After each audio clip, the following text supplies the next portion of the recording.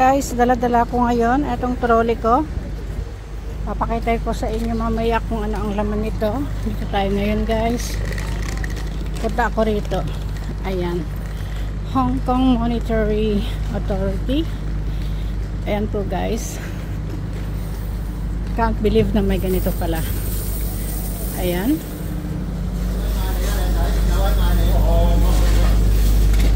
Ito, guys, oh. Meron palang ganito rito. Ayan, 10 to 7.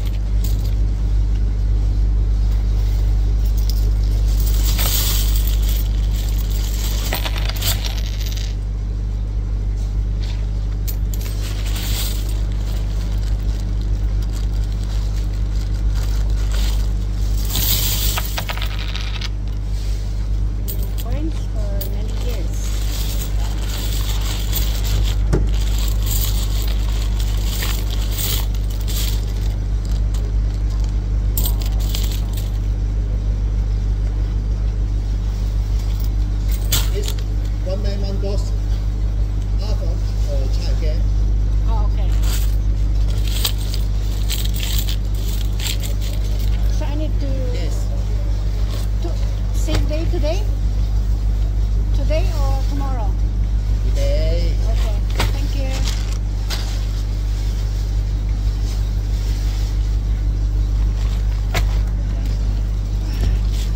Bigat po. 聽唔到。可以，我隨便影啊。馬路排隊，咁快啲嚟。Hindi ko mabuhat guys sa dami ng person. 後邊位幫咗俾個攬你裝，加晒嚟。咁啊，倒咗擺喺台面度。Pipila ka.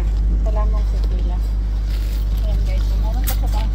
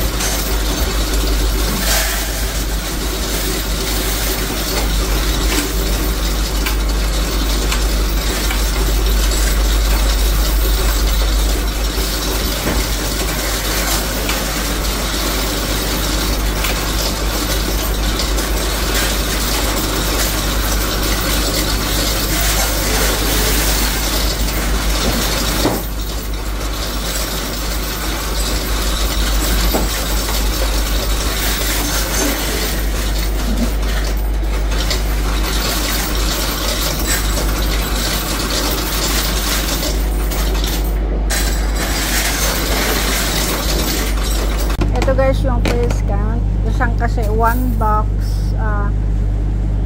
Ito nakalagay guys. Please queue again for a customer with coins in excess of 1 plastic tray. So, yung isang tray ko $4,746.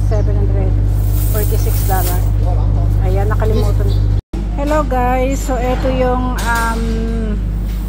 aking naipon na mga coins. So yung una kasi isang tray, isang tray,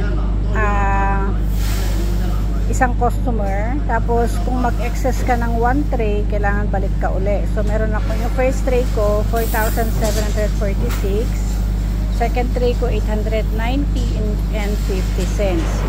Ito guys yung mga coins na aking naipon. So, dito nga pala guys, kasi sa dami na ng coins, ayan guys, nakaparada rito, yung nag-exchange ng coins from this company, Hong Kong Monetary Authority. So guys, meron sa loob guys, merong machine na kung saan pwede nang i-sort out yung mga coins. At ayan, tapos may resibo, kunin mo yung after counting, may lalabas na papel kung magkano yung count ng yung coins. Kung hindi ka agree dun sa counting ng machine, balik nila sa iyo yung coins. So after kung agree ka, kunin mo yung resibo, tapos yun, diretso ka na doon sa my cashier guys. So this is very helpful guys, kasi hindi na uso ngayon yung nagbibitbit ka ng mga coins. Ayan guys,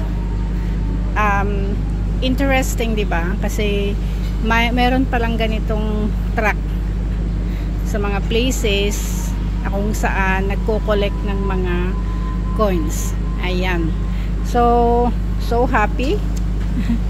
After many years, yung mga minsan kasi, di ba, may mga coins tayo. Tapos ayan guys. Okay, so yung mga papel naman, mga 10, mga ano doon na kasama dito, may almost 3,000 ata yun. Super happy. Ayan guys, so kung meron kayong coins guys, instead na itabi sa bahay kasi hindi nyo alam kung mag-expire, di ba? Kasi hindi na uso ang coins ngayon, hindi natin alam. So guys, search kayo online if you're in Hong Kong. Meron parang mga ganitong truck na pumupunta sa mga places to collect coins. So ayan guys, ito lang ang aking video. Ayan, nilagay ko nga sa trolley sa bigat eh. Okay, dito na tayo mag-end up guys. Ayan guys, dito na tayo mag-end up sa ating video.